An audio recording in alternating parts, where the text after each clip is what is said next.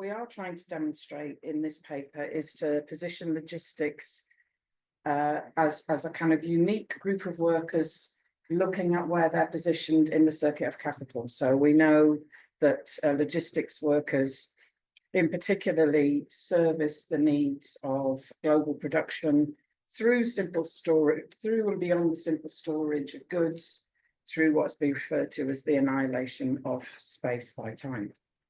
There has been a whole host of research looking at logistics workers,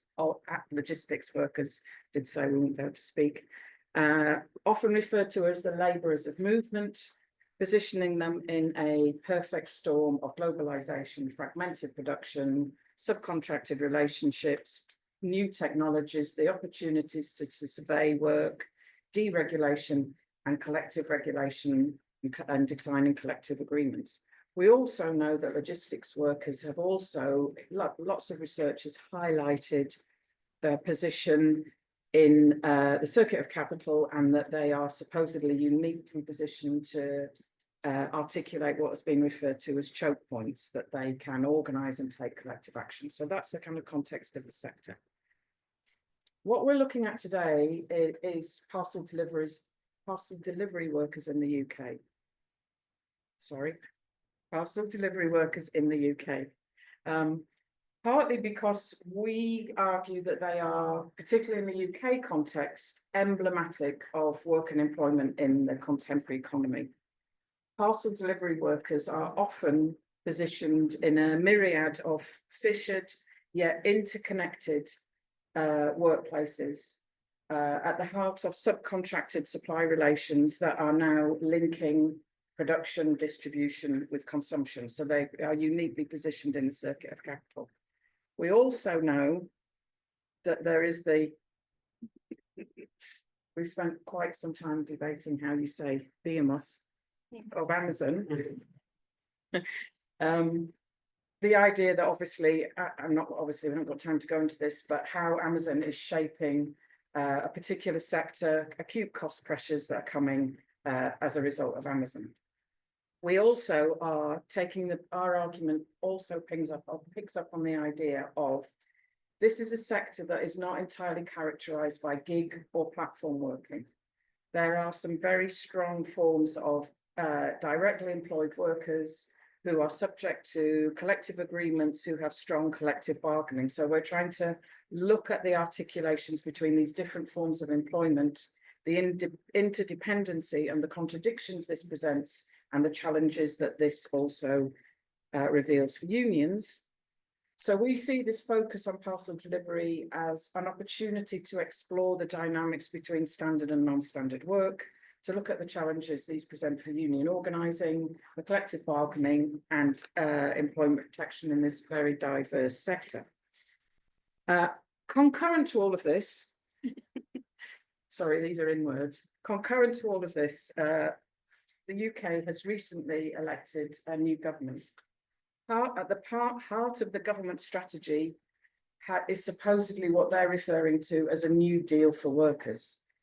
How to make work is what they call work pay. And one of the key things that they're talking about is to introduce what is being referred to as fair pay agreements. So they're looking at how collective bargaining and collective agreements can be put in place for certain sectors in the economy, and allegedly they're going to start looking at the care sector, which is obviously riddled with all forms of exploitation, and that there is talk of parcel delivery being the next sector that they might look at to see if fair pay agreements could try and create a level playing field for workers in the sector. So this research looks at what are the strategies and the tactics of trade unions within the sector, and what are the challenges this might present to collective agreements. Kirsty, I will try to make sense here to get my thoughts together. We're using mixed methods approach in our research, and this is an ongoing research at the moment. And we are conducting semi-structured interviews with national, regional, local trade union officials and local workplace reps. Concurrently, we are I mean, we circulated a nationwide survey within parcel delivery workers, and we had over 2,500 responses back at the moment, and we are expecting more. After these two phases, we are going to start to conduct semi-structured interviews with parcel delivery drivers, who are they delivery directly employed drivers, self-employed drivers, and lifestyle couriers, which I'm going to explain quite quickly now. As we said, this is a highly competitive market, parcel delivery market, and this market has produced differentiated contractual status, and this is integral to cost cutting, the speed up of delivery, and also the removal of non-delivery costs, as Kirsty summarized. And we are talking about the emergence of a three-tier system of labor contracts that are interconnected and interdependent. So the first tier here is directly employed workers in large parcel delivery companies covered by collective agreements, and generally provide guarantees for long-standing organized workforce. And the second tier involves the introduction of a tier of self-employed owner drivers who have or lease vans, and generally paid by driver, paid by delivery. We can also define them as dependent self-employment because it facilitates the exertion of cost pressures with the social costs of labor, which are holiday, sick pay, and pension, transferred to the worker. And the third tier is remote home-based lifestyle couriers. These are also self-employed, but using sometimes their own cars, limited organizational ties, no fixed workplace, and paid by delivery again. And we want to introduce a new tier here. This is a new category. They are mostly subcontracted couriers, and unfortunately the most vulnerable group without a legal protection. I will explain in a minute, because this category came up during our interviews with different union officials. So our first case, these cases are union cases to explain fragmented union strategies. The first union is organizing workers of a previous state-owned enterprise with long closed shop tradition. Workers' terms and conditions are regulated by collective agreements traditionally, and the union aims to preserve this tradition, but it is quite challenging in a sector dominated by casualization and lack of job security. This quote came up by a divisional rep who has been working for the company for over 30 years. I never went to bed on a Sunday night worrying about my job on Monday. So this was quite, I mean, at some point we need to raise here job security, lack of job security. So the business model of the company is based on a two-tier workforce, directly employed and owner drivers, 75% directly employed and 25% owner drivers.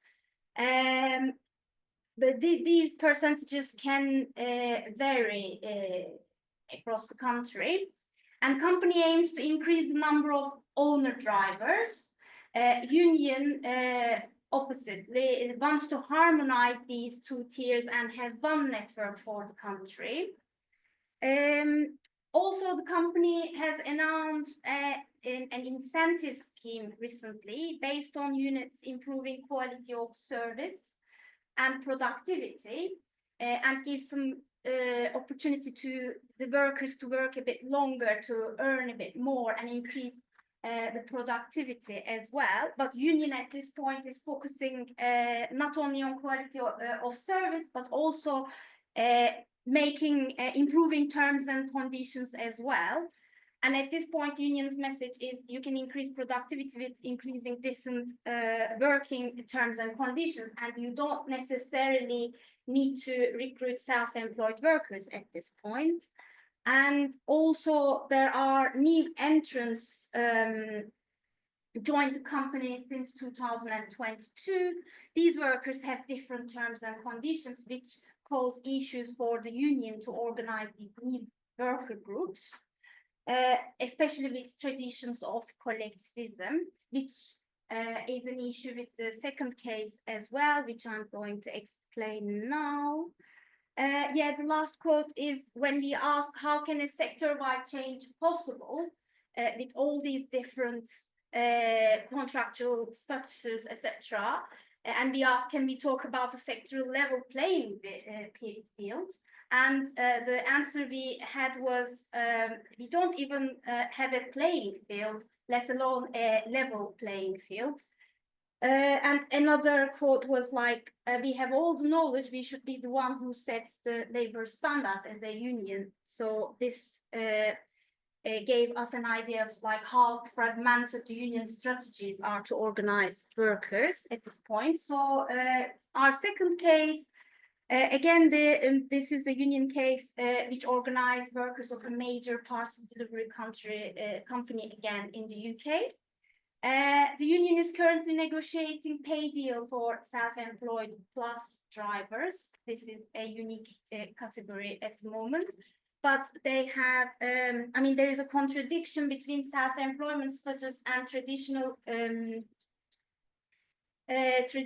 understanding of collective action and also unions' industrial power at this point. They target both self-employed and employed drivers, but organize mostly self-employed drivers at the moment. And there's a fundamental challenge to overcome how to represent and negotiate on behalf of self-employed drivers. And also we can say whether genuine status or bogus status, the interest of such workers may not be easily addressed through the traditional collective bargaining approaches that trade unions are most familiar with. And this is a quote we had one of the national officers. Organizing self-employed drivers is difficult as they are used to looking after themselves and difficult to get them to engage with traditions of collectivism. And worker preference at this point was an interesting finding because they prefer to be self-employed and at the same time they prefer to be a union member and they want to go on strike action, etc. But the point is the efficacy of existing legal protections to support this activity is a bit questioned at this point. All right. Yeah, they're also looking to increase, as I said, develop pay rates, and the union is working for a pay rate not only for delivery, I mean per delivery, but also for time. So this is an example of piece rate bargaining.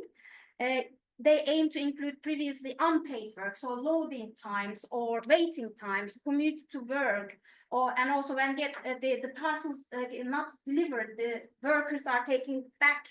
They can't take the parcels back to the depots, but take them with them to their home. So there's also an insurance issue. So these are not negotiated usually.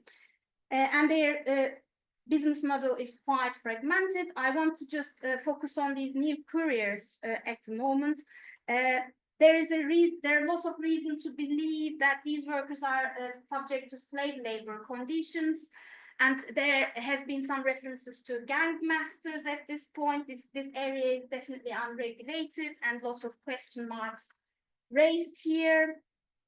Yeah, I'm just leaving the microphone to Kirsty to conclude. Really, really quickly. What we're trying to show is that the circulatory demands of the political economy mean that logistics sector, particularly parcel delivery, we're seeing a degradation of labour conditions through this race for the bottom.